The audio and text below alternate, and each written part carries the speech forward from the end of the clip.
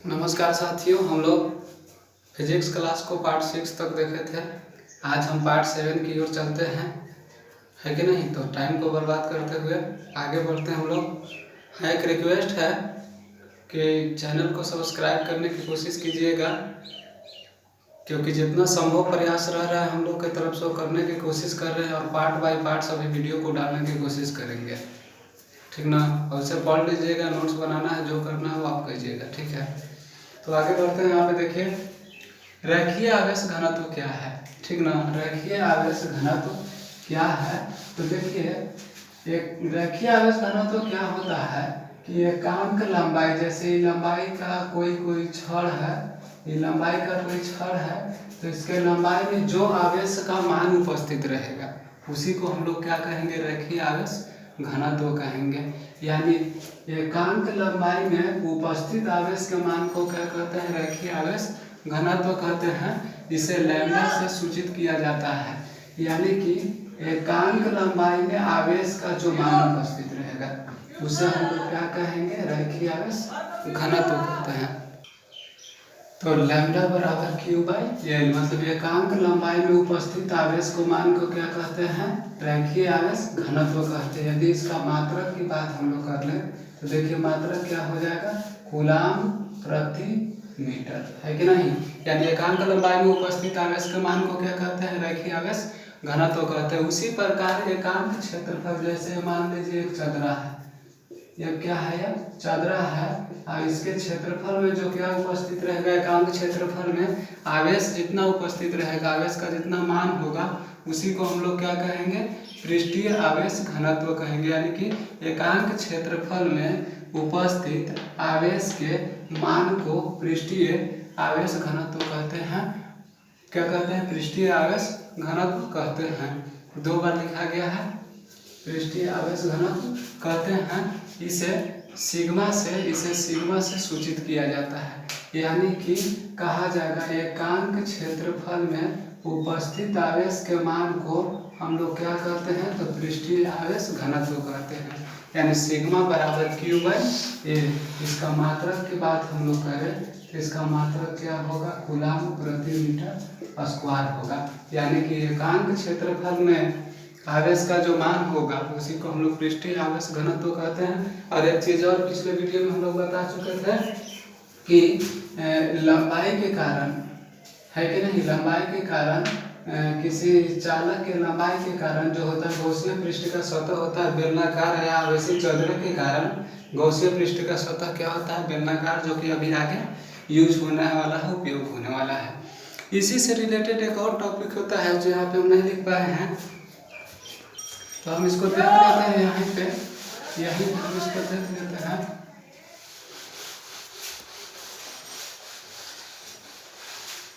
कि उसका नाम क्या है, उसका नाम है आयतन आवेश घनत्व, जिसको हम लोग बोलेंगे इंग्लिश में volume charge density, volume charge density.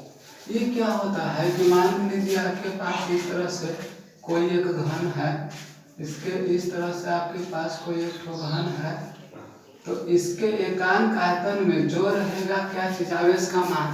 इसके एकांक आयतन में आवेश का जो मान रहेगा उसी को हम लोग कहेंगे आयतन आवेश घनत्व।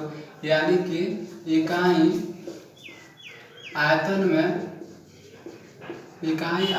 में उपस्थित आवेश के मान को आयतन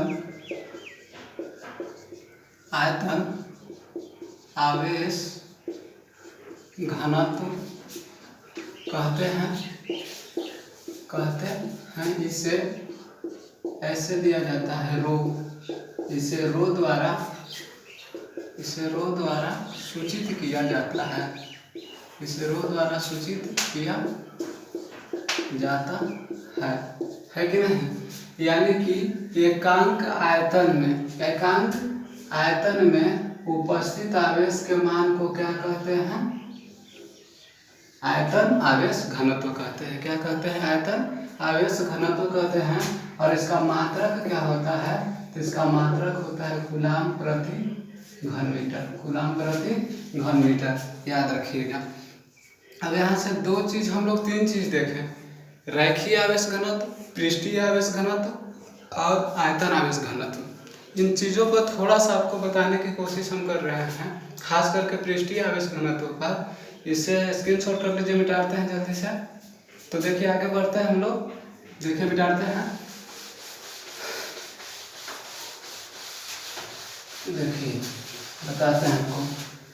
हम लोग देखें कि रैखिक आवेश घनत्व को हम लोग लैम्डा से सूचित करते हैं और कहते हैं क्या चीज़, कि एकांक लंबाई में उपस्थित आवेश के मान को कहते हैं रैखिक आवेश घनत्व कहते हैं। सेकंड टॉपिक हम लोग क्या देखें कि एकांक क्षेत्रफल में उपस्थित आवेश के मान को क्या कहते हैं, पृष्ठीय आवेश घनत्व कहते हैं। इसे सिग्मा से सूचित किया जाता है। और आगे देखें हम कि एकांक आयतन में उपस्थित आवेश के मान को कहते हैं क्या चीज़, उपस्थित आवेश के मान को हम लोग कहते हैं आयतन पृष्ठीय घनत्व कहते हैं, आयतन घनत्व कहते हैं। तो देखिए यहाँ पे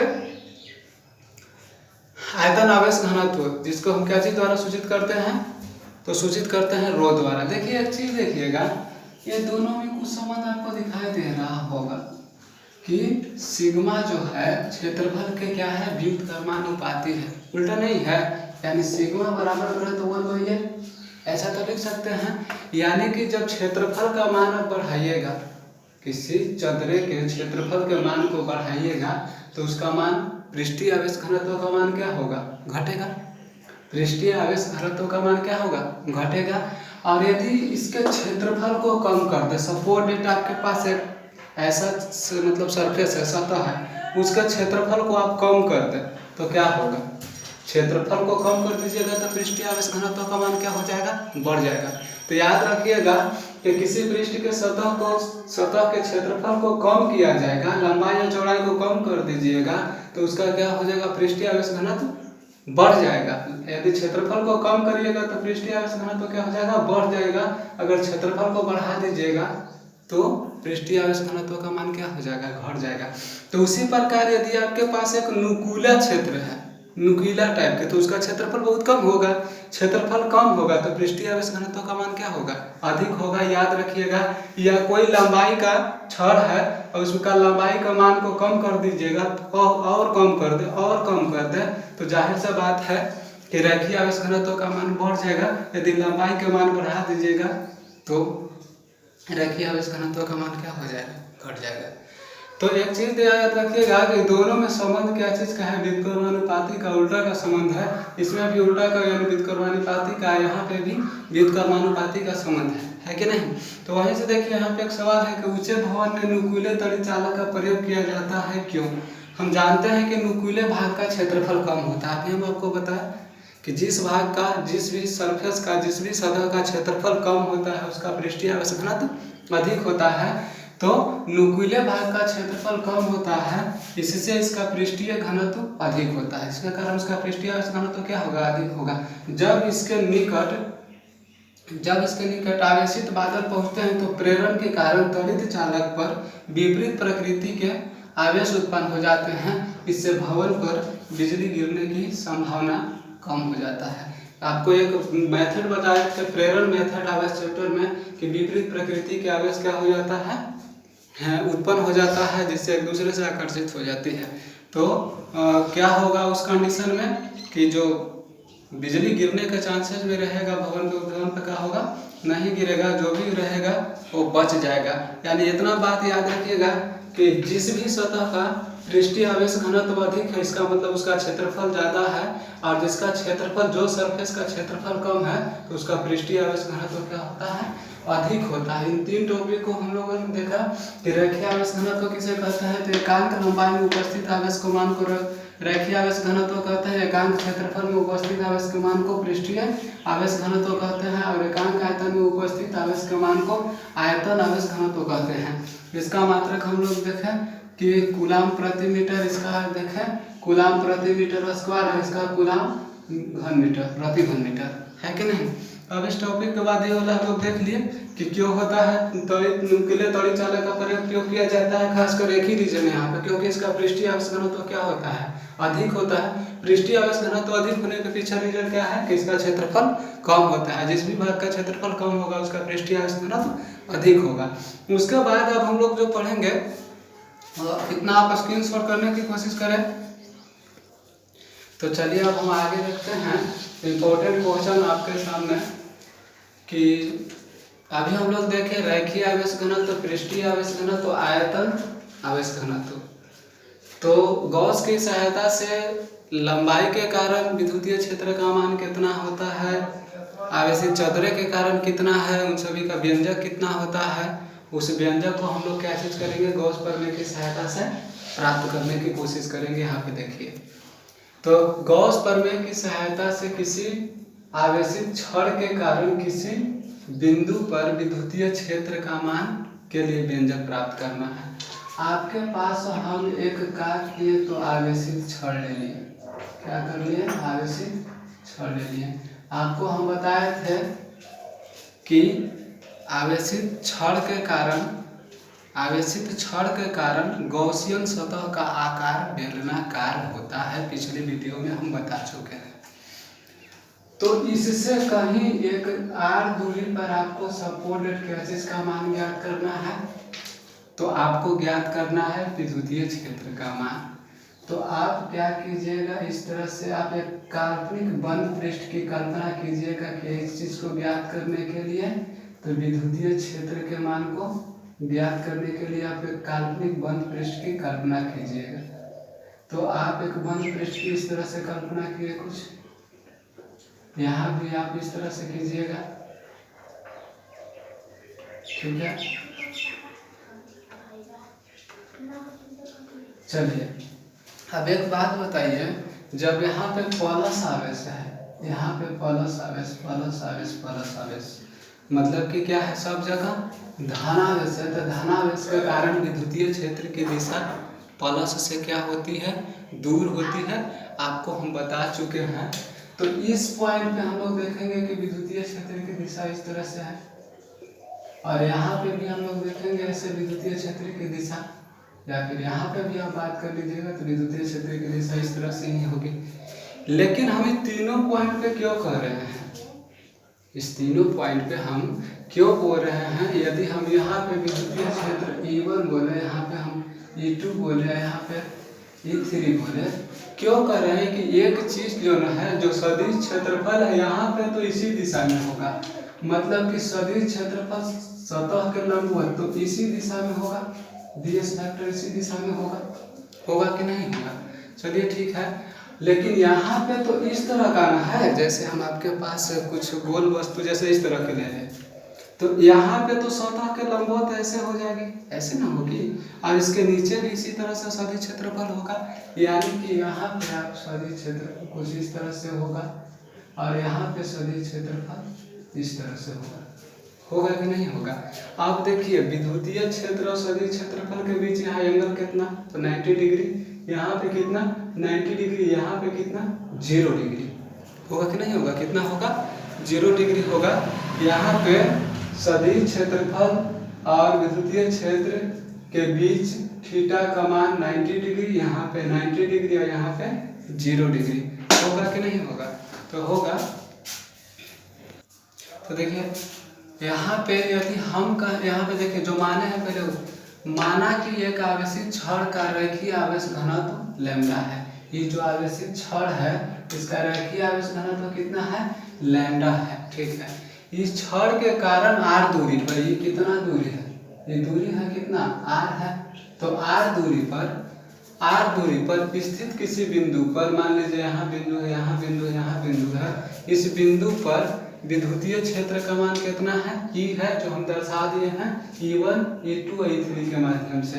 E है R त्रिज्या तथा L लंबाई का एक बेलनाकार काल्पनिक बंद पृष्ठ की कल्पना किया गया। ये जो बेलनाकार काल्पनिक बंद पृष्ठ की कल्पना किया गया, इसकी त्रिज्या कितना है, R है। तो हम लोग फ्लक्स की परिभाषा से जानते हैं, फ्लक्स की परिभाषा से जानते हैं, परिभाषा से हम लोग आपको बताया था कि फाई बराबर EDS cos थीटा होगा कि नहीं होगा, EDS cos थीटा। तो हम टोटल यदि निकालना चाहें क्या चीज़ का मान तीनों पॉइंट पे जो ऐसा कि दर्शाया गया है, तो यहाँ पे कितना होगा फ्लक्स का मान, तो E1 DS cos थीटा, ये इतना ना होगा, इतना ही ना होगा। चलिए यहाँ पे यदि बात किया जाए, यहाँ पे बात हम लोग कर दें तो यहाँ पे कितना होगा E2 DS cos थीटा, और यहाँ पे कितना होगा E3 DS cos थीटा, ये इतना ना होगा, ये इतना होगा आपके पास। तो आगे बढ़ेंगे हम लोग, तो फ्लक्स का तो मान इतना हुआ। एक चीज़ और हम लोग कर लेते हैं, इसको बोल देते हैं DS1, इसको बोल देते हैं DS2, इसको DS3, इसको बोल देते हैं 1, इसको बोल देते हैं 2, इसको बोल देते हैं 3। तो चलिए आप जान रहे हैं यहाँ पे एंगल थीटा बराबर कितना है, यहाँ 90 डिग्री, यहाँ पे 90 डिग्री, यहाँ पे कितना डिग्री 0 डिग्री। तो यहाँ पर आप लिख भी सकते हैं थीटा इक्वल टू कितना 90, यहाँ थीटा इक्वल टू कितना 90, यहाँ थीटा इक्वल टू 0। तो यहाँ पे देखिए फाई बराबर E1 DS1 cos थीटा की जगह कितना होगा यहाँ पे, तो 90 degree plus E2 DS2 cos, यहाँ पे थीटा कितना है तो 90, और यहाँ पे E3 DS3 क्या हो जाएगा DS3 cos थीटा, होगा कि नहीं होगा। आप एक बात बताइए, फाई बराबर EDS1, इसका मान कितना 0, E2 DS2 गुने इसका मान कितना 0, और यहाँ पे कितना होगा E3 DS3, यहाँ cos जी, यहाँ पे थीटा का मान कितना रखना पड़ेगा 0 ना, तो cos 0 का मान कितना होता है 1 होता है, ये गुना होगा तो 0 हो जाएगा, यानी कि यहाँ का फ्लक्स का मान 0, यहाँ भी 0, और वहाँ पे कितना बचेगा E3 DS3 इतना बचेगा, है कि नहीं। तो आपके पास फाई बराबर क्या आया E3 गुने DS3। एक बात हमको बताइए कि DS का मतलब क्या होता है, सदिश क्षेत्रफल।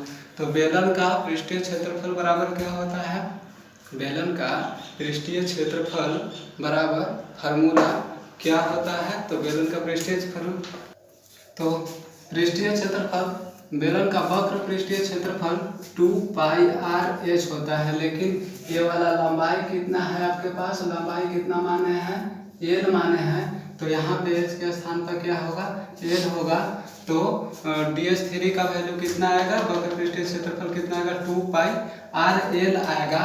तो हम लोग यहाँ पे क्या कहते हैं, फाई बराबर E3 गुने क्या हो जाएगा, तो 2πRL, इसको हम लोग कहते हैं समीकरण 1। क्या कहते हैं समीकरण 1। आगे हम लोग बढ़ते हैं कि गॉस प्रमेय से हम लोग जानते हैं क्या चीज़ से, गॉस प्रमेय से हम लोग जानते हैं कि फाई बराबर होता है Q/ε0। समीकरण इसको हम लोग क्या बोलते हैं 2 बोलते हैं। तो आप एक चीज़ ध्यान से देखिए, यहाँ पे आप इतना में हम कर देने की कोशिश कर रहे हैं कि देखिए दोनों समीकरण का इस तरफ का हिस्सा बराबर है, तो इस तरफ भी क्या होगा बराबर होगा, यानी कि E3 गुने क्या होगा 2πRL, इधर क्या होगा Q/ε0 होगा कि नहीं, क्या होगा Q/ε0। अच्छा एक बात बताइए हमको कि E3 मतलब एक प्रकार का विद्युतीय क्षेत्र है कि नहीं, तो उसके स्थान पर E लिखेंगे गुने यहाँ पे क्या हो गया 2π, इस सबको उस तरफ भेज दीजिए तो क्या हो जाएगा, देखिए इस तरह इस सारा चीज को, या फिर अभी को लिख देते हैं 2πRL बराबर Q/ε0। E बराबर क्या होगा, देखिए हम कैसे लिख रहे हैं 1/2πε0। अब क्या बच गया, ऊपर Q बच गया, नीचे क्या बच गया L बच गया, बचेगा कि नहीं, ये वाला L नीचे चला जाएगा। अब आपको हम अभी बताए थे यहाँ पे हम बताए थे आपको कि लैम्डा बराबर होता है Q/L। बताए थे ना। तो यहाँ ध्यान से देखिएगा, तो तिरछा तिरछी गुना करेंगे तो Q बराबर क्या निकलेगा, लैम्डा एल, यानी कि Q के स्थान पर हम लोग क्या रखेंगे, लैम्डा एल रखेंगे। तो E बराबर आपके पास आएगा 1/2 पाई इप्सिलॉन नोट, और Q के स्थान पर रख रहे हैं लैम्डा एल, और नीचे क्या है आपका एल, है कि नहीं, नीचे क्या है आपका एल है। तो देखिए ध्यान से, आपके पास नीचे जब एल हो गया तो आपके पास एक चीज छूटा है कुछ, यहाँ पे आर छूटा है। ध्यान से देखिएगा, आर आपके साथ छूट रहा है, तो आर को ले चलते हैं। चूंकि यहाँ पे 2 पाई इप्सिलॉन नोट को साथ में लिखे हैं, 2 पाई इप्सिलॉन नोट, तो ये जो आर और एल है वो नीचे जाएगा ना, तो आर एल नीचे, आर एल नीचे। हम Q के स्थान पे कितना लिखे हैं, Q के स्थान पे लैम्डा एल, तो Q के स्थान पे लिख दिए हैं लैम्डा एल। अब आगे हम लोग बढ़ेंगे तो देखेंगे कि एल से एल क्या हो जाएगा, कैंसिल हो जाएगा। तो E बराबर आपके पास बचेगा 1/2 पाई इप्सिलॉन नोट गुने lambda by R, lambda by क्या बचेगा, आर। लेकिन ध्यान दीजिए, 1/2 पाई इप्सिलॉन नोट का क्या हम लोग मान जानते हैं, नहीं, 1/4 पाई इप्सिलॉन नोट का मान जानते हैं कि 9 × 10⁹ तो इसको थोड़ा सा हम आपके सामने कुछ कर रहे हैं, ध्यान से देखिएगा, ऊपर भी 2 से गुना कर रहे हैं और नीचे भी 2 से, ऐसा कोई फर्क नहीं पड़ेगा, क्योंकि 2 2 कट जाएगी तो 1 आएगी।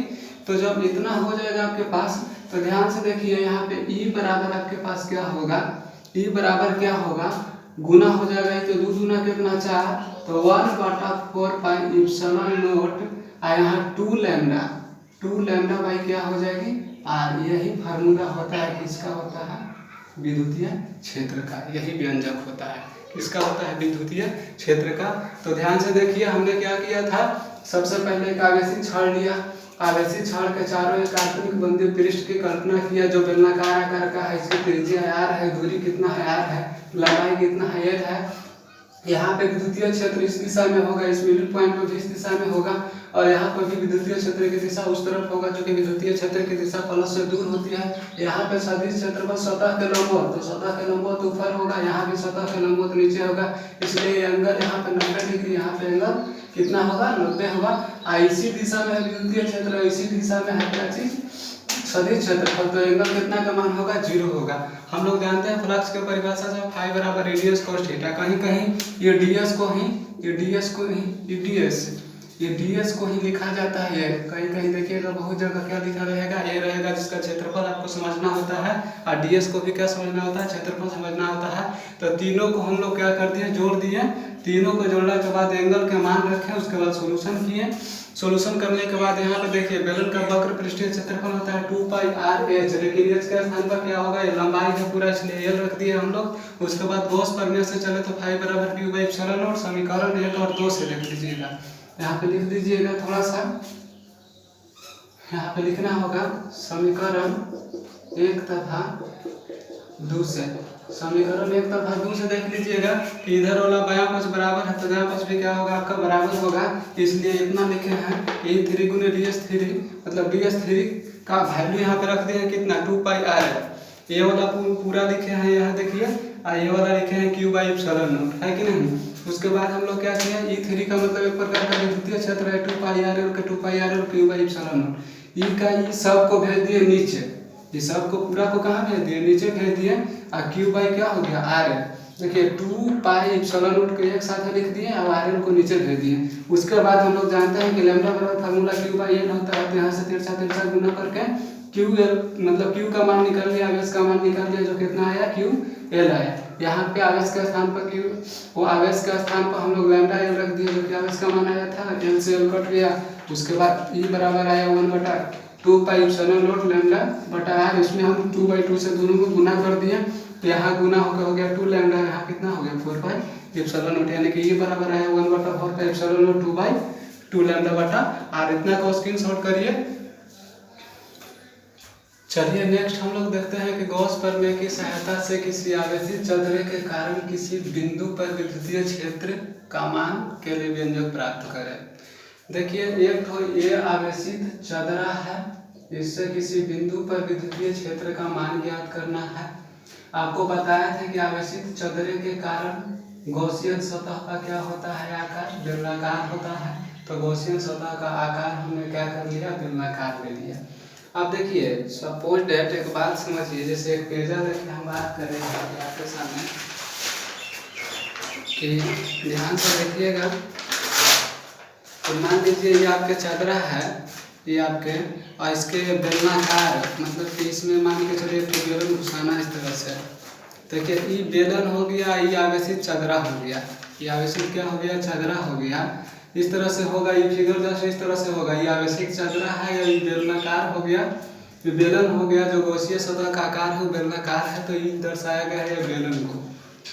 तो बताए कि सदिश जो है क्षेत्रफल सतह के लंबवत होता है। तो यहाँ पे सदिश क्षेत्रफल इस तरह से होगा सतह के लंबवत, और यहाँ पे ये वाला पीछे वाला भाग पे इस तरह से सदिश क्षेत्रफल होगा सतह के लंबवत। यही ना सतह हुआ, सतह के लंबवत। अच्छा, लेकिन इस पॉइंट पे तो सदिश क्षेत्रफल ऐसे नहीं, ऊपर की ओर होगा सतह के लंबवत, होगा कि नहीं। अच्छा, प्लस यदि इस पे है तो प्लस से दूर विद्युतीय क्षेत्र की दिशा इस तरफ होगा, और यहाँ पे विद्युतीय क्षेत्र की दिशा इस तरफ से होगा, और यहाँ पे विद्युतीय क्षेत्र की दिशा इस तरफ से होगा।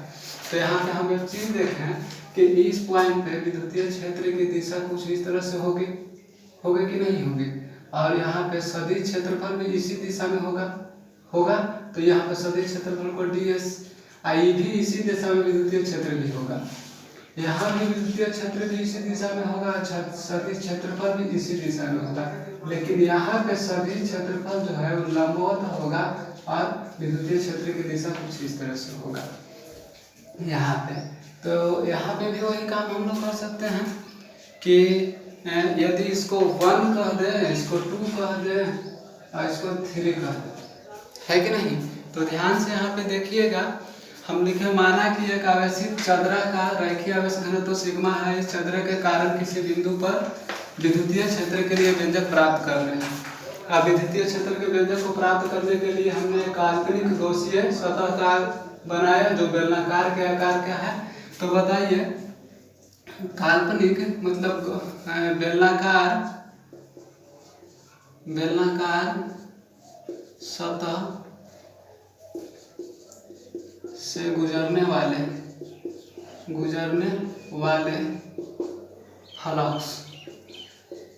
फ्लक्स कितना होगा। तो फाई बराबर हो जाएगा E D S, E1 ds, इस पॉइंट पे 1 कह देते हैं, cos थीटा प्लस उस 2 पे बात करें, इस 2 वाले पे, तो क्या होगा E2 ds2 cos थीटा, और यदि इस पे बात करें तो E3 ds3 cos थीटा। आप जान रहे हैं यहाँ पे एंगल का वैल्यू कितना होगा, तो 0 डिग्री होगा, क्योंकि इसी दिशा में सदिश क्षेत्रफल, इसी दिशा में विद्युतीय क्षेत्र। यहाँ थीटा बराबर 0, यहाँ भी थीटा बराबर 0, यहाँ थीटा बराबर 90 डिग्री का एंगल होगा। तो चलिए देखते हैं हम लोग कि ध्यान दिया जाए कि यहाँ पे फाई बराबर है कि नहीं। लेकिन एक चीज और ध्यान पे दीजिए कि विद्युतीय क्षेत्र का तो मान सब जगह समान होगा, तो हम ई ही रहने देते हैं। चलिए E1 भी रहे तो कोई दिक्कत नहीं, लेकिन विद्युतीय क्षेत्र का मान तो समान ही होगा। तो फाई बराबर यहाँ पे E1 ds, और सतह के लिए 1 2 का बात नहीं करते हैं, सतह के लिए रहने देते हैं 1 2 2 की, चूंकि बाद में आगे जुड़ेगी। तो ds cos थीटा का वैल्यू कितना, 0 डिग्री प्लस E2 हो जाएगा ds cos, E3 नहीं करेंगे यहाँ पे, cos थीटा का 0 degree plus E3 ds cos, यहाँ पे कितना डिग्री है, 90 डिग्री है। तो यहाँ फाई बराबर E1 का मतलब एक प्रकार का विद्युतीय क्षेत्र है, तो ds, इसका वैल्यू कितना 1, ये भी विद्युतीय क्षेत्र है तो ds, और इसका मान कितना 1 है, इसका मान कितना हो जाएगा 0, क्योंकि cos 0 का मान 0 है, 0 से इसमें गुना होगा तो पूरा कितना हो जाएगा 0 हो जाएगा। तो फाई बराबर आपके पास आ रहा है क्या चीज, 2EDS, ये इतना ना आएगा। फाई बराबर आपके पास क्या आ गया 2EDS। हम एक काम कर लेते हैं कि ds को हम लोग क्या बोलते हैं, क्षेत्रफल बोलते हैं, एरिया बोलते हैं कि नहीं बोलते हैं, पिछले वीडियो में बताए थे। तो यहाँ फाई बराबर आ जाएगा 2E, इसको हम लोग कर देते हैं समीकरण 1। आगे हम लोग चलते हैं गॉस प्रमेय से, जानते हैं हम लोग गॉस प्रमेय से हम लोग जानते हैं कि फाई बराबर फार्मूला होता है Q by epsilon naught. Phi बराबर फार्मूला क्या होता है क्यू बाई इप्सिलॉन नॉट। यही हम सॉल्व करने की कोशिश करें कि हम लोग अभी आपको बताया था कि सिग्मा बराबर फार्मूला होता है क्यू बाई ए। तो तिरछा तिरछी जब गुना कर दीजिएगा यहाँ पर तो आपका क्यू बराबर सिग्मा इंटू क्या निकलेगा ए। तो यहाँ क्यू के स्थान पर क्या लिखेंगे सिग्मा इंटू ए। तो फाई बराबर हो जाएगा, फाई बराबर होगा सिग्मा इंटू ए बटा इप्सिलॉन नॉट। इसको कह देंगे समीकरण 2। अब यहाँ ध्यान से देखिए कि समीकरण 1 तथा 2 से, समीकरण 1 तथा 2 से, समीकरण 1 तथा 2 से जब चलेंगे तो देखिए इस तरफ देखिए सेम है, बराबर है, तो उस तरफ का भी पक्ष क्या होगा बराबर होगा।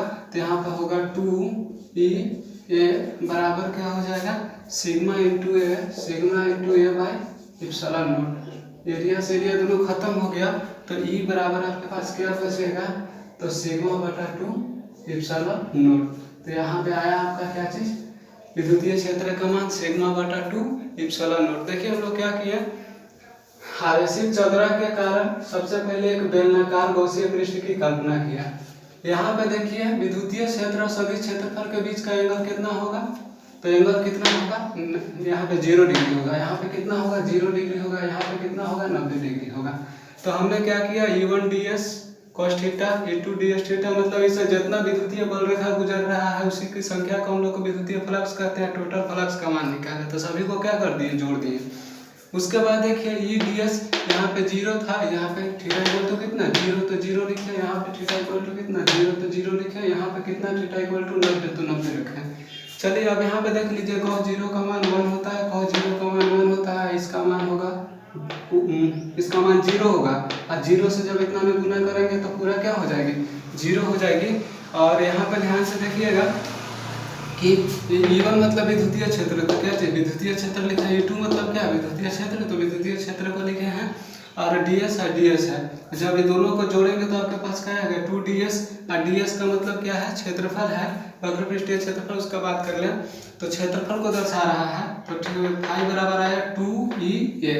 यह समीकरण 1 गॉस प्रमेय से हम लोग देखते हैं कि फाई बराबर क्यू बाई इप्सिलॉन नॉट होता है।